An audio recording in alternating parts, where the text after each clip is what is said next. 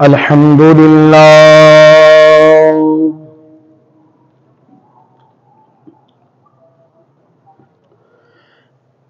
الحمد لله رب العالمين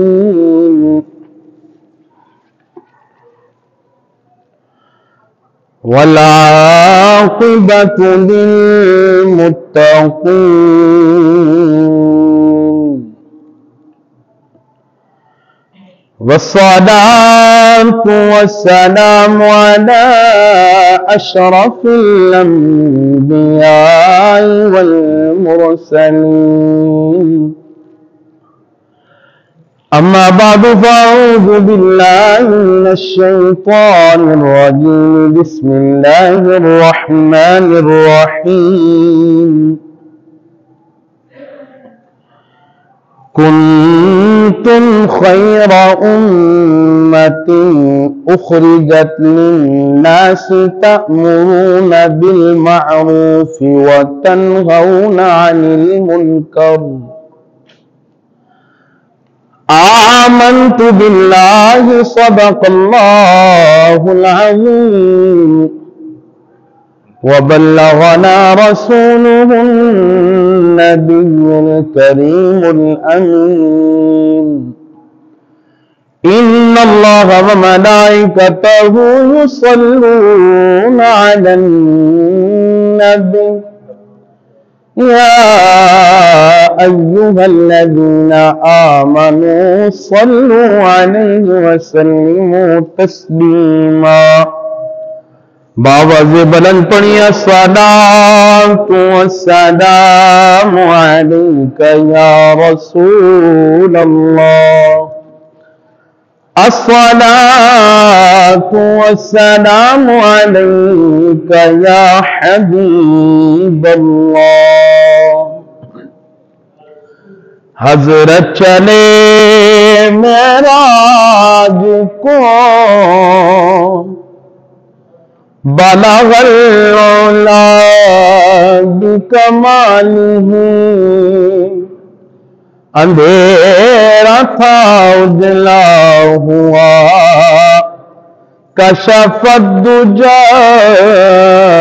بجمالہ خلق عظیم کا وہ پیکر بنا حسنت جمیع خصالہ اور خدا نے یہ کہا صلو علیہ وآلہ ہم در آقا پہ سر اپنا جھکا لیتے ہیں سچ بتا اے دنیا تیرا کیا لیتے ہیں جب نہیں ملتی کہیں سے بھی سکون کی دولت تیرے دیوان تیری محفل کو سجا لیتے ہیں اور جب سے دیکھا ہے نیازی وہ ریاض الجنت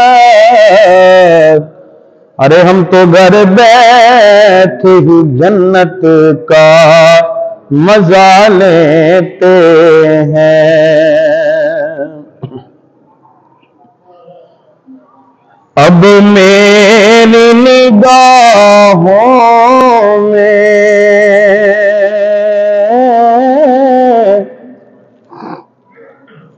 اب میری نگاہوں میں جچتا نہیں کوئی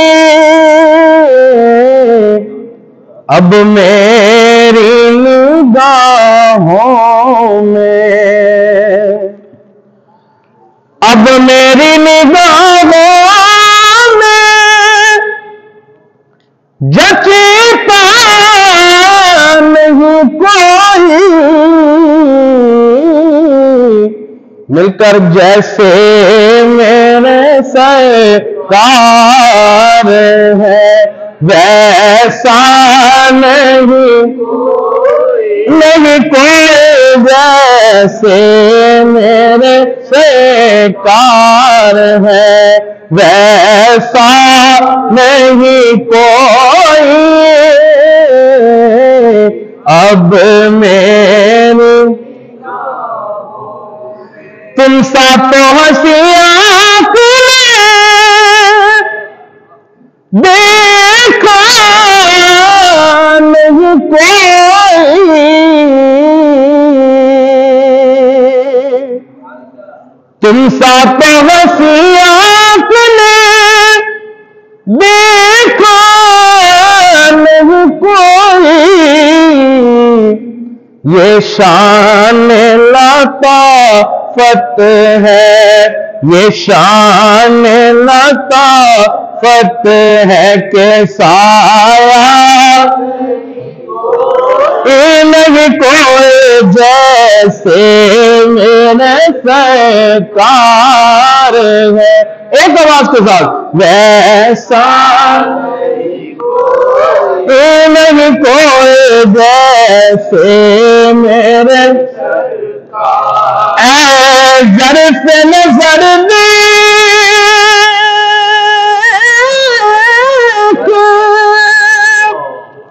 مگر دیکھ ادب سے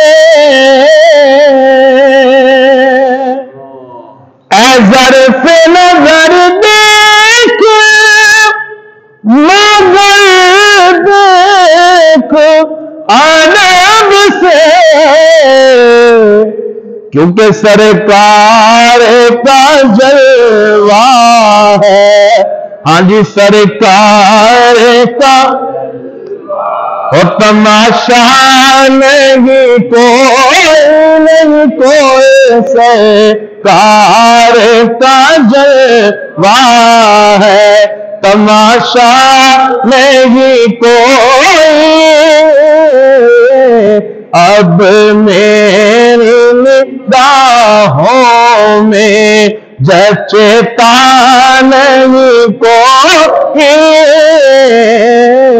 جیسے میرے سرکار ہے ویسا نہیں کوئی اب میری نگاہوں میں ہم نے آنکھوں سے دیکھا نہیں ہے مگر ہم نے آنکھوں سے دیکھا نہیں ہے مگر ان کی تصویر سینے میں موجود ہے جس نے لا کر کلام الہی دیا جس نے لا کر کلام الہی دیا وہ محمد مدینے میں پھول کھلتے ہیں پڑ کے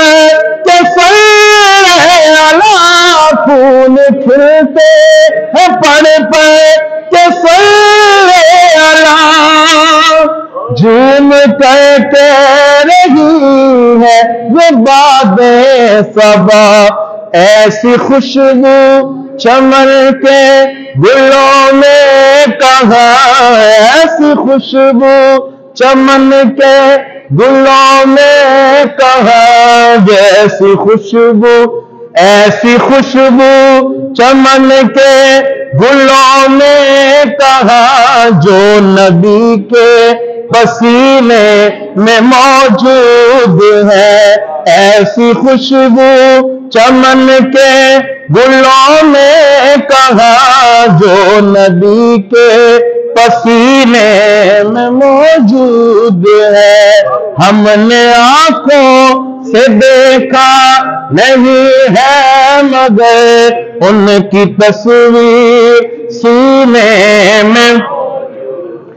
چھوڑنا تیرا پیغام گوارا نہیں چھوڑنا تیرا پیغام گوارا نہیں سارے عالم میں ایسا نظارہ نہیں ایسا منظر زمانے میں دیکھا نہیں، ایسا منظر زمانے،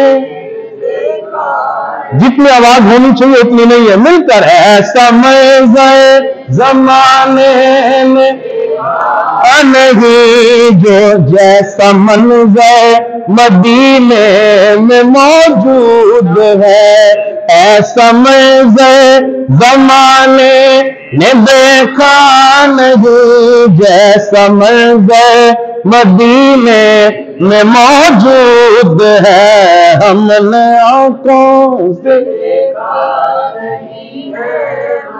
ان کی تصویر سینے میں موجود ہے، جس نے لا کر کلام الہی دیا، جس نے لا کر کلام الہی دیا، وہ محمد مدینے میں موجود ہے۔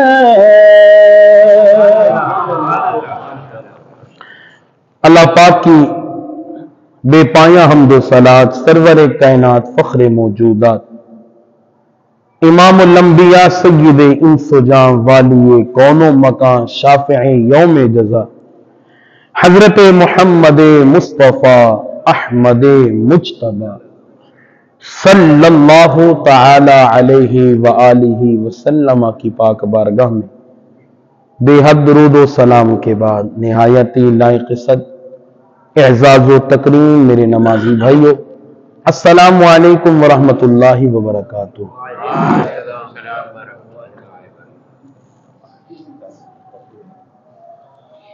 قرآن مجید کی ایک آیہ بینہ پڑھنے کا شرف حاصل کیا، دعا فرمائیں اللہ پاک مجھے اس آیت کے تحت حق اور سچ بیان کرنے کی توفیق عطا فرمائے۔ آج کا میرا موضوع اچھے اور برے لوگ۔ یاد رکھیں اللہ تبارک و تعالی نے ابو البشر حضرت آدم علی نبینا وعلیہم الصلاۃ والسلام سے انسانیت کی ابتدا فرمائی۔ ظاہر ہے جو انسان ایمان والے ہوئے وہ اچھے ٹھہرے، اور جنہیں ایمان نصیب نہیں ہوا وہ برے قرار پائے۔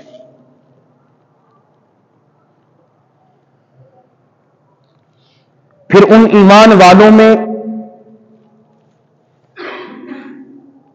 سب سے جو تقوی میں، جو علم میں، زہد میں، عبادت میں اعلیٰ قرار پائے، زیادہ ہوئے، وہ فضیلت میں بھی اسی طرح اعلیٰ ہوئے۔ بات سمجھ آ رہی؟ پھر وقت آیا افضلیت کا، پھر ان ایمان والوں میں، ان درجے والوں میں، زہد و تقوی والوں میں، عبادت و ریاضت والوں میں، تمام انسانوں میں جو افضلیت کے اعتبار سے شخصیت افضل والا ہے وہ محمد الرسول اللہ کی ذات ہے۔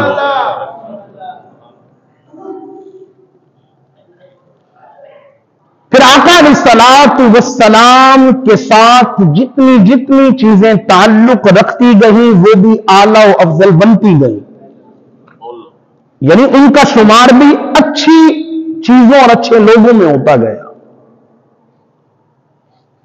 نبوت تمام نبیوں میں میرے نبی کی افضل، کہیے سبحان اللہ۔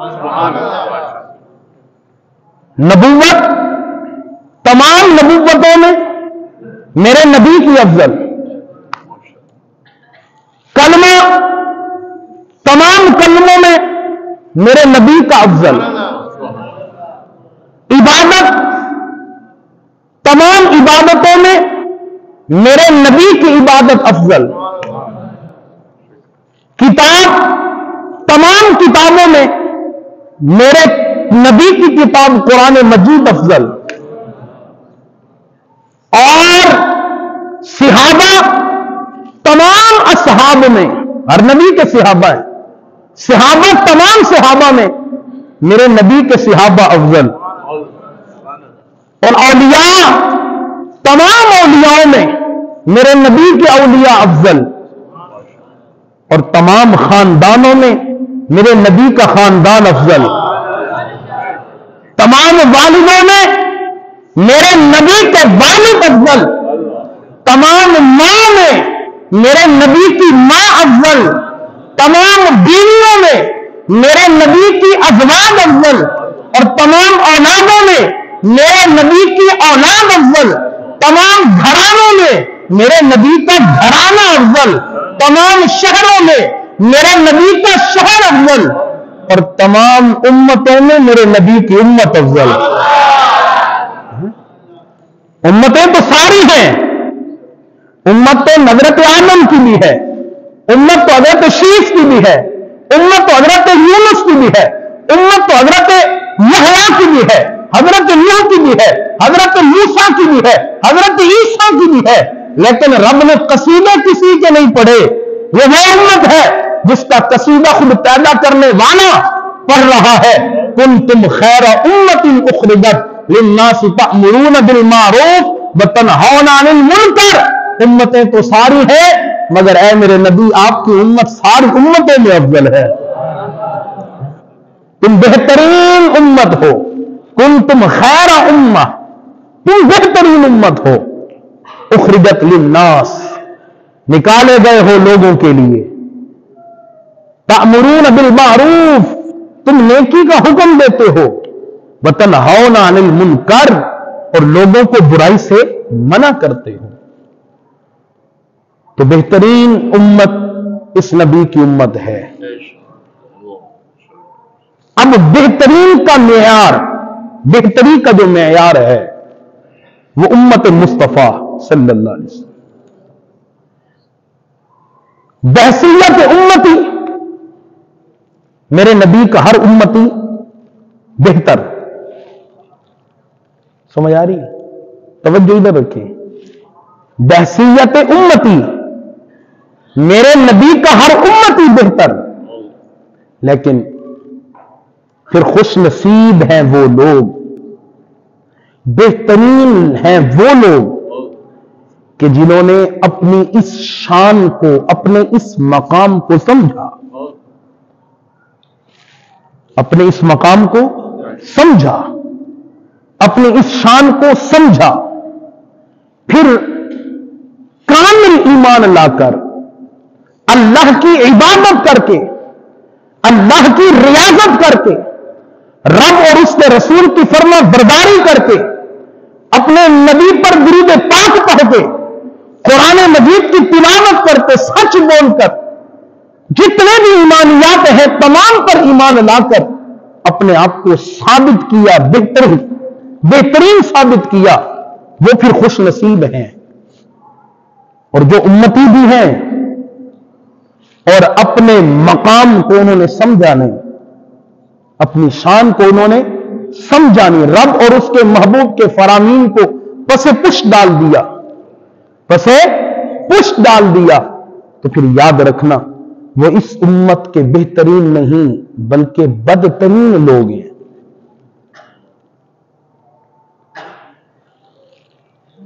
بہترین نہیں ہو سکتے، بہترین وہ ہے، امتی تو ہے، لیکن امتی کے ساتھ ساتھ انہوں نے اپنے مقام و مرتبے کو بھی سمجھا، عبادت و ریاضت کی۔ اور رسالت امام صلی اللہ علیہ وسلم نے اس موضوع کو ایک وسیع انداز میں پیش فرمایا۔ یعنی آقا علیہ الصلوۃ والسلام نے بہترین لوگوں کا بھی انتخاب کر دیا اور بدترین لوگوں کا بھی انتخاب کر گئے.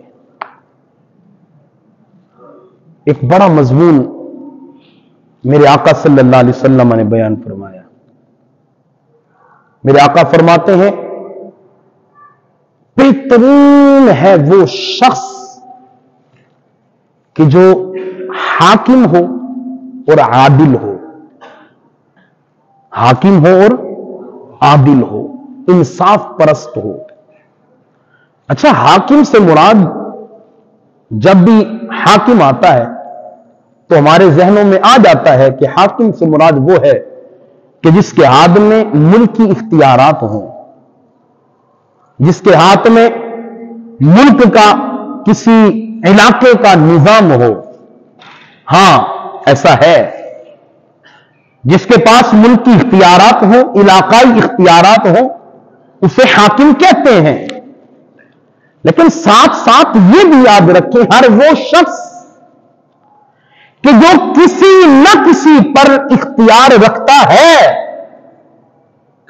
چاہے وہ کسی ملک پر، چاہے وہ کسی صوبے پر، چاہے وہ کسی شہر پر، چاہے وہ کسی علاقے پر، چاہے وہ کسی بستی پر، چاہے وہ کسی کالونی پر، چاہے وہ کسی گلی پر، چاہے وہ کسی محلے پر، چاہے وہ کسی گھر پر، چاہے وہ کسی ایک فرد پر اگر اختیار رکھتا ہے، شریعت کی نگاہ میں وہ بھی حاکم ہے.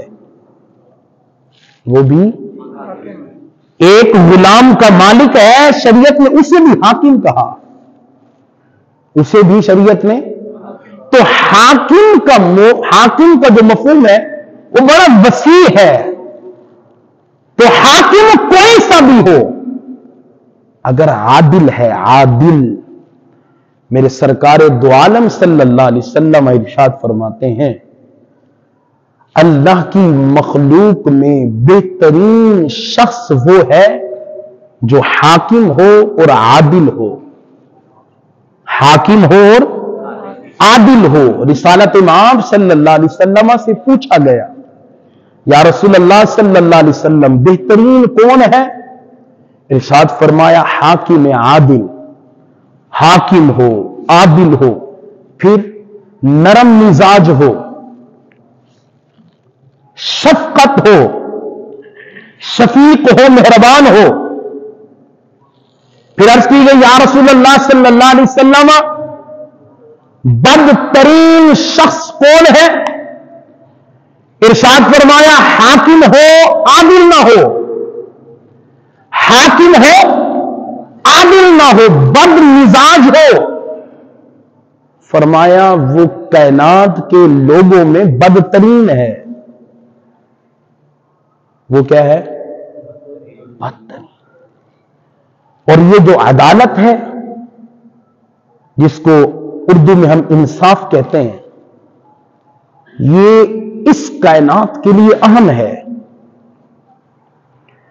اگر رسالت مآب صلی اللہ علیہ وسلم کے بعد خلفائے راشدین نے، خصوصاً حضرت عمر بن خطاب رضی اللہ تعالیٰ عنہ نے جو عدل اس دنیا میں قائم اور رائج فرمایا، اگر وہ عدل اس دنیا میں قائم نہ ہوتا تو یہ دنیا تباہ و برباد ہو جاتی، یہ نظام تہس نہس ہو جاتا. لیکن صحابہ کرام نے عدل کی مثالیں قائم کر دی، ایسی مثالیں کہ جن کی پھر کوئی مثال نہیں ملتی. اور اگر یہ عدل جو اللہ تبارک و تعالی کی بھی سنت ہے، طریقہ کار ہے، عدل بھی ہے اور عدل کے ساتھ ساتھ رحم بھی ہے، اگر یہ عدل اس دنیا میں خلفائے راشدین نہ قائم کرتے تو آج ہر ملک میں جس طرح اسلام کا پرچم بلند ہے، شاید کہ کہیں پرچم بلند ہوتا. اپنے تھے. اچھا، عموماً ہوتا یہی ہے نا کہ عدل جو ہے، عدل وہ اوروں کے ساتھ کیا جاتا ہے، اپنے آپ کو اور اپنے گھر والوں کو عدل سے دور رکھا جاتا ہے، انصاف سے۔ لیکن خدا کی قسم آپ صحابہ کرام کی مثالیں اٹھائیں، بڑی مشہور روایت ہے، میں کئی مرتبہ آپ کو سنا چکا ہوں گا، لیکن موضوع آیا تو چھیڑ دیتا ہوں۔ اور چونکہ حضرت علی اور اہل بیت کے ایام بھی گزر رہے ہیں، حضرت عمر بن خطاب رضی اللہ تعالیٰ عنہ جب مدائن فتح ہوا تو آپ کے پاس مدائن کا جو مال غنیمت تھا وہ پیش کیا گیا۔ حضرت عمر بن خطاب رضی اللہ تعالیٰ عنہ نے لوگوں کو بلایا کہ جو جنگجو ہیں وہ مال غنیمت حاصل کرو، آجو لے جاؤ۔ سب سے پہلے آپ کی بارگاہ میں میرے نبی کے نواسے بیٹے حضرت امام حسن تشریف لائے، عرض کیا ہے امیر المؤمنین مجھے میرا حق دیجیے۔ فرمایا واہ واہ، آپ کا آنا مبارک، آپ کا آنا مبارک ہو، اللہ نے آپ کو کیا شان عطا فرمائی ہے۔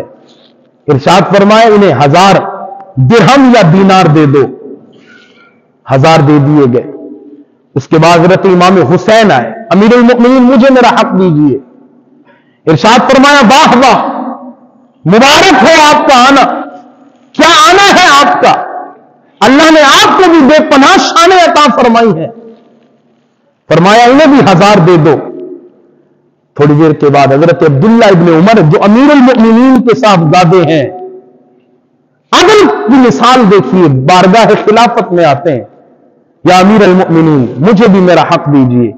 کہا جی واہ واہ، آپ کا آنا بھی مبارک ہو، آپ کو بھی اللہ نے بے پناہ شان عطا فرمائی ہے۔ کہا جی انہیں 500 دے دیا جائے۔ اب حضرت عبداللہ ابن عمر نے عرض کی اے امیر المؤمنین، میں حسن و حسین سے بڑا ہوں، میں وہ جوان ہوں کہ جنہوں نے مل کر حضور کے ساتھ، حضور کے سماعیت میں جہاد بھی لڑا ہوں کافروں کے خلاف، میں نے جہاد کیا ہے، میں نے کئی غزوات میں شرکت کی ہے، وہاں 1000 اور مجھے 500، وجہ کیا ہے؟ فرمایا اے عبداللہ اگر تمہیں بھی طلب ہے 1000 کی تو پہلے جاؤ ان جیسے نانا لے کر آؤ، پہلے جاؤ ان جیسی ماں لے کر آؤ، ان جیسے والد لے کر آؤ، ان جیسے چچا لے کر آؤ، ان جیسی خالائیں لے کر آؤ۔ پتہ ہے ان کے نانا محمد الرسول اللہ ہے، ان کے والد علی المرتضی ہے، ان کی ماں سیدہ فاطمہ ہے، ان کے چچا حضرت جعفر طیار ہے، اور ان کی خالائیں حضرت رقیہ ہے، حضرت ام کلثوم ہے۔ اگر ایسے رشتے ہیں تو پھر لے آؤ، تمہیں بھی 1000 مل جائے گا۔ خدا کی قسم کائنات میں طرح طرح کے لوگ تو آ سکتے ہیں، طرح طرح کے رشتے تو مل سکتے ہیں، مگر کائنات میں ایسے رشتے کسی کو نہیں مل سکتے۔ یہ ہے عدل۔ اپنے بیٹے پر عدل قائم کیا، اور عدل یاد رکھنا جب تک آپ اپنی ذات پر، اپنے گھر پر، اپنی اولاد پر نہیں لاگو کرتے عدل، تو آپ کہیں بھی عدل قائم نہیں کر سکتے۔ ہر وہ امر کہ آپ اپنی ذات کو، اپنے گھر والوں کو ان سے بالا تر رکھیں، ان کو مستثنا قرار دیں، اور بھی آپ باہر عدل قائم کریں اور دیگر امور نافذ کرنا چاہیں، ہو نہیں سکتے۔ آپ لوگوں کو نمازی بنائیں، خود نمازی نہ ہو، نمازی کوئی بن سکتا؟ خود نمازی لوگوں کو کہے نمازیوں کا، نمازوں کا، اور آپ کی اولاد، آپ کا گھرانہ نمازی نہ ہو، تو میاں آپ لوگوں کی نظر میں بے وقوف ٹھہریں گے، لوگوں کی نظر میں آپ احمق ٹھہریں گے، آپ کی باتوں کو فضول سمجھ کر ہوا میں اڑا دیا جائے گا، حقیقت پر مبنی آپ کی گفتگو کو نہیں سمجھا جائے گا، عمل کوئی نہیں کرے گا۔ اللہ فرماتا ہے کبر مقتا عند اللہ ان تقولوا ما لا تفعلون، اللہ کے نزدیک کبیرہ گناہ ہے۔ ایک تو ہم کبیرہ جو ہمیں بتایا گیا، شریعت نے ہمیں بتایا فلاں گناہ کبیرہ، فلاں گناہ کبیرہ، یہ کبیرہ ہے۔ اللہ فرماتا ہے کبر مقتا عند اللہ، اللہ کے نزدیک کبیرہ گناہ وہ ہے ان تقولوا ما لا تفعلون، تم وہ کہو کہ جو تم خود نہیں کرتے۔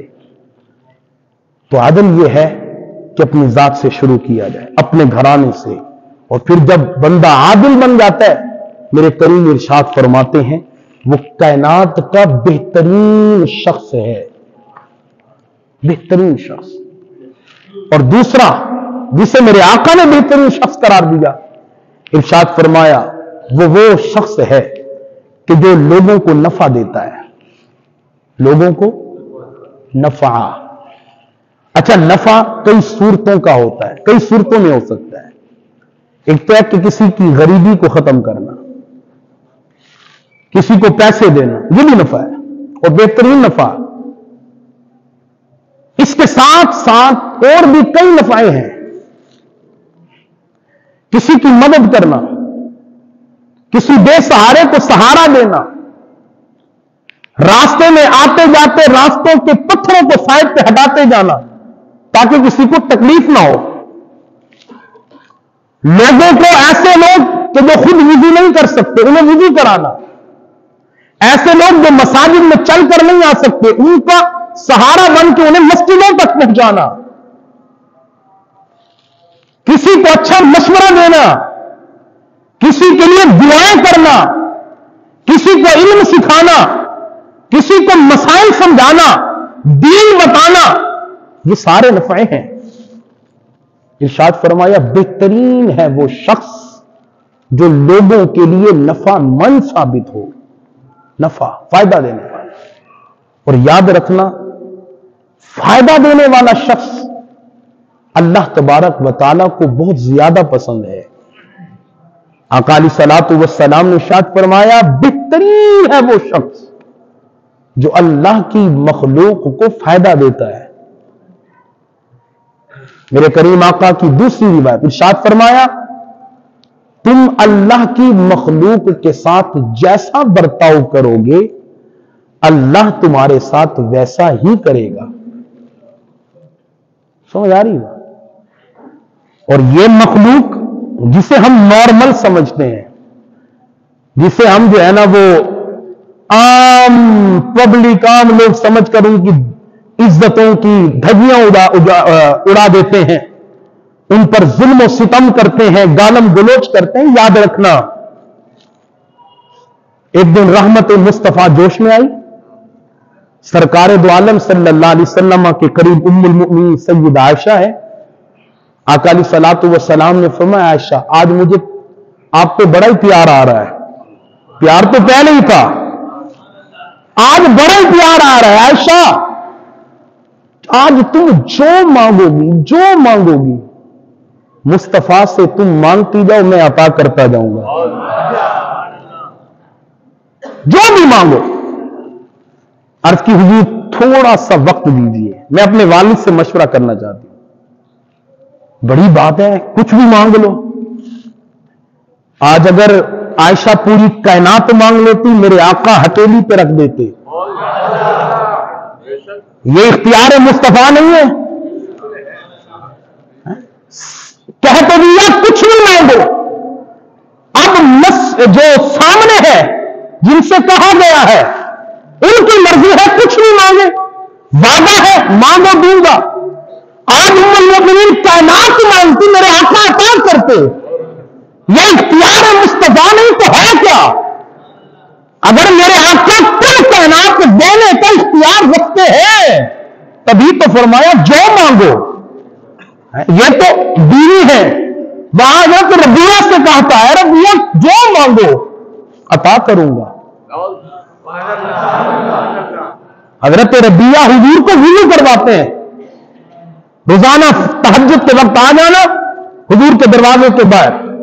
حضور باہر آتے پانی پہلے انتظام کر لیتے، حضور کو وضو کرایا کرتے. ایک دن رحمت مصطفیٰ جس میں سال ربیہ مانگ ربیہ جو مانگتا ہے من شئتا جو مانگ یا رسول اللہ صلی اللہ علیہ وسلم. بس جس طرح یہاں آپ کی خدمت کر رہا ہوں جنت میں بھی آپ کی خدمت کروں. یہ چاہیے. اور فرمایا ربیہ یہ تو دے دیا کچھ اور مانگ، یہ تو دے دیا کچھ اور مانگ. اب تنگیے داما پہ نہ گیا اور بھی کچھ مانگ ہے. آج وہ مائل باتا اور بھی کچھ مانگ. عرض کی یا رسول اللہ بس یہ مل جائے تو دنیا کی کچھ کوئی چیز بھی نہیں چاہیے. یہاں حضرت عائشہ سے فرمایا کچھ نہیں مانگو. عرض کی حضور وقت دے مشورہ کرتی ہوں اپنے والد سے, کیا اجازت ہے؟ حضرت ابوبکر صدیق کے پاس آئی. عرض کی ابا جان آج رحمت مصطفیٰ جوش میں ہے. فرمایا جو مانگو عطا کیا جائے گا. ابا جان مشورہ دیجئے کیا مانگو؟ اگر یہ صدیقہ تھی تو وہ بھی تو صدیق تھے. فرمایا عائشہ حضور سے جا کر عرض کرو کہ یا رسول اللہ معراج کی رات اللہ تبارک و تعالی نے آپ سے جو راز و نیاز کی باتیں کی تھی ان میں سے ایک بات بتا دیں, بس ایک بات. بارگاہ رسالت میں حاضر ہوئی. یا رسول اللہ معراج کی رات جو راز و نیاز کی آپ سے آپ کے رب نے باتیں کی ہیں وہ ایک بات بتا دیں. فرمایا مشورہ دینے والا بھی تو ابو بکر ہے. عام تھوڑی ہے کہ جاؤ سونے کے 2 پہاڑ مانگ لو, ہیرے جواہرات مانگ لو, بنگلے گاڑیاں مانگو. نہیں نہیں نہیں, راز کی بات پوچھو. فرمایا مشورہ دینے والا بھی تو ابو بکر ہے. عائشہ بات بڑی پوچھ لی ہے, کوئی اور کہتا تو بتاتا نہیں, لیکن وعدہ کر چکا ہوں عائشہ ان راز کی باتوں میں ایک راز ایسی تھی. توجہ کیجئے گا, توجہ طلب بات. ارشاد فرمایا اللہ تبارک و تعالی نے فرمایا کہ جو میری مخلوق میں سے کسی کا دل جوڑے گا, میری مخلوق میں سے کسی کا دل جوڑے گا, میں خدا بغیر حساب و کتاب کے اسے جنت عطا فرماؤں گا.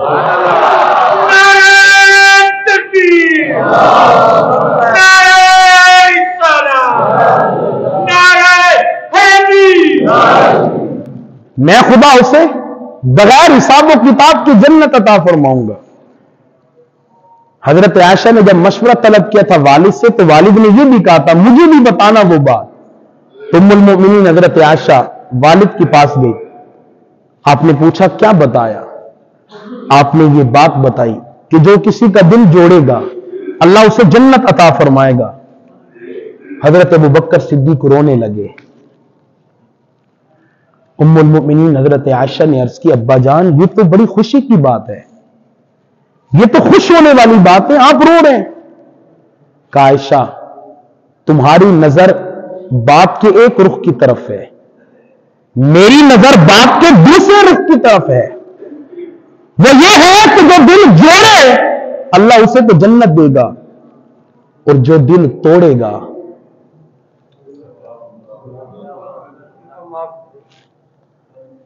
جو لوگوں کے دل توڑے گا اس کے ساتھ کیا ہوگا؟ جنت سے پھر جنت کی ضد جہنم. جو دل جوڑے گا جنت, جو دل توڑے گا وہ. میں رو اس لیے رہا ہوں کاش کہ ہم لوگوں کے دلوں کو جوڑیں, توڑے نا. ہم یہاں توڑتے ہی پھر رہے ہیں یار, بات بات پہ لوگوں کے دل توڑے جا رہے ہیں. کسی کو غریبی کا تانا دے کے, کسی کو یتیمی کا تانا دے کر, کسی کو جہالت کا تانا دے کر, کسی کو چھوٹے قد کا تانا دے کر, کسی کو کیا کسی کو کیا کسی کو کیا. ہم تو لوگوں کے دل توڑے ہی جا رہے ہیں, جوڑ کہاں رہے ہیں. خدا کے لیے لوگوں کو جوڑیے, لوگوں کو توڑے نا. یہاں تو لوگوں دوستوں کی دوستیاں چھڑائی جا رہی ہیں, یہاں تو مسلمانوں کے تعلقات ختم کیے جا رہے ہیں. آقا علیہ الصلوۃ والسلام نے ارشاد فرمایا بہترین ہے وہ شخص کہ جو لوگوں کو فائدہ پہنچائے. ارشاد فرمایا المسلم من سلم المسلمون من لسانہ ویدہ. بہترین مسلمان وہ ہے کہ جس کی زبان سے, جس کے ہاتھوں سے دوسرے مسلمان محفوظ رہیں, وہ بہترین مسلمان ہے. اور فرمایا بدترین ہے وہ شخص کہ جس کے شر سے لوگ پناہ مانگیں، جس کے شر سے لوگ پناہ مانگیں۔ فرمایا بدترین ہے وہ شخص کہ جس کی بد زبانی کی وجہ سے، جس کے شر کی وجہ سے لوگ اس سے ملنا پسند نہ کریں، ملنا پسند، اور وہ چوڑے میں آتا ہے، وہ کہتے ہیں میں جہاں بھی جاتا ہوں بندے اٹھ کے چلے جاتے ہیں، وہ بڑا روب ہے میرا، بڑا روب ہے، میں ڈرتے ہیں مخلوق مجھ سے، لوگ ڈرتے ہیں بابا، میں جہاں جاتا ہوں بس لوگ جو نا ادھم لگ جاتا ہے، کوئی ادھر جا رہا ہے کوئی ادھر جا رہا ہے، پتہ نہیں یہ اسے پتہ نہیں کم وقت کو کہ یہ خوش نصیبی نہیں ہے، اسے تو میرے آقا صلی اللہ علیہ وسلم نے بدترین شخص قرار دیا۔ آقا علیہ الصلوۃ والسلام نے ارشاد فرمایا کچھ لوگ ہوتے ہیں کہ جن کی زبانیں بڑی میٹھی ہوتی ہیں، جن کی بڑے خوش کلام ہوتے ہیں، اعلیٰ کلام، دل کرتا ہے بات کی جائے، دل کرتا ہے بات سنی جائے، بار بار کی جائے، بار بار سنی جائے، اور ان کے دل بھی آئینے کی طرح صاف ہوتے ہیں، ان کے دل بھی آئینے کی طرح بہترین ہے وہ لوگ۔ اور ماشاءاللہ کچھ ایسے ہوتے ہیں جن کی زبان بہت زیادہ میٹھی ہوتی ہے، اور بہت زیادہ میٹھا بھی انسان کے لیے فائدہ مند، ایسا مرض کرتا ہے کہ جس کا علاج ہی کوئی نہیں ہے، جسے ڈاکٹری زبان میں شوگر اور اسلامی زبان میں منافقت کہتے ہیں۔ خدا کی پناہ، میں نے آج ہی صبح حدیث ایک درس دیتا ہوں، درس حدیث، اس میں ایک حدیث آئی، آقا علیہ الصلوۃ والسلام نے ارشاد فرمایا جو جماعت کے ساتھ نماز پڑھتا ہے اللہ تبارک و تعالیٰ اسے 2 براتیں عطا فرماتا ہے، یعنی 2 چیزوں سے بری کر دیتا ہے، ایک آگ سے، دوسرا منافقت سے۔ آپ اندازہ تو لگائیں کہاں کفر ہے کہاں شرک ہے، لیکن رسالت امام صلی اللہ علیہ وسلم نے اول جسے قرار دیا وہ کیا ہے؟ نفاق۔ قرآن مجید کے اندر آپ قرآن کھولے، مشرکین کے بارے میں یہ جہنم میں جائیں گے، کافروں کے بارے میں ان الذین کفروا من اہل الکتاب والمشرکین فی نار جہنم خالدین فیہا اولئک هم شر البریہ۔ کافر مشرک یہ حکم ہے، یہ جہنم میں جائیں گے، یہ جہنم میں، یہ جہنم میں۔ لیکن جب منافقوں کی باری گئی فرمایا ان المنافقین فی الدرک الاسفل من النار، کافر مشرک تو جہنم میں جائیں گے، مگر جو منافق ہوگا وہ جہنم کے نیچلے درجے میں ہوگا۔